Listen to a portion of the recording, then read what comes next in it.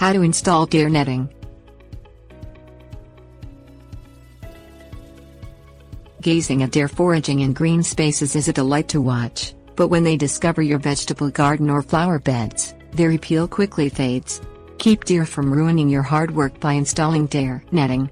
It is lightweight and you can put it up in an afternoon with fence posts and a few tools. Lay out the site. Before you begin installing your deer netting, check with your local zoning commission for the maximum fence height it allows. Many codes limit fence height to 6 feet, but allow exceptions when damage-causing animals are involved. Choose where you want to erect the netting. For a vegetable garden, place it far enough away from rows that you can still walk around the ends to tend crops and do weeding. For ornamental beds, allow space for plants to grow and not poke through the netting, tempting deer. Install the posts. Install the corner posts first and run string between them to act as a guide to ensure line posts are installed in a straight line. Deer can jump about 8 feet high, so install posts and netting at least 8 feet tall. To keep the posts sturdy, 1/3 of the post should be sunk underground. This requires a post at least 12 feet long. Deer netting usually comes with metal sleeves that are hammered into the ground and metal rods inserted into them for fence posts. Space the posts about 15 feet apart or closer for a sturdier fence. Set on pair of posts 3 feet apart for a gate. For heavy soil, soaking the ground with water first makes pounding posts in easier. If you are not using a deer netting kit that comes with metal posts and sleeves, you can use wooden fence posts instead. Attach the netting.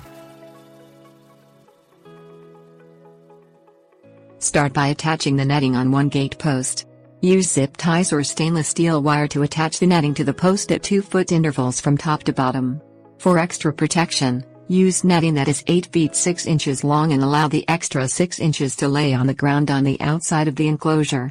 Stake it to the ground with garden staples every few feet. This keeps deer from going under the fence, and keeps other plant-loving critters out too. Stretch the netting around the outside of the posts, attaching it to each post, and ensuring it is tight and there are not gaps for them to squeeze through. Finish by making a gate roll the excess netting onto a 1 by 2 inch piece of wood 8 feet long starting at the end of the netting. Stop rolling when it is even with the gate post you began with and lash it to this gate post with an easy to remove string. The wood will keep netting vertical so you need only lash at the bottom, midway up the post, and as high as you can reach, ensuring there is no gap at the top. To keep deer from crashing into the fence, tie bright colored flagging tape, about chest high, around the netting.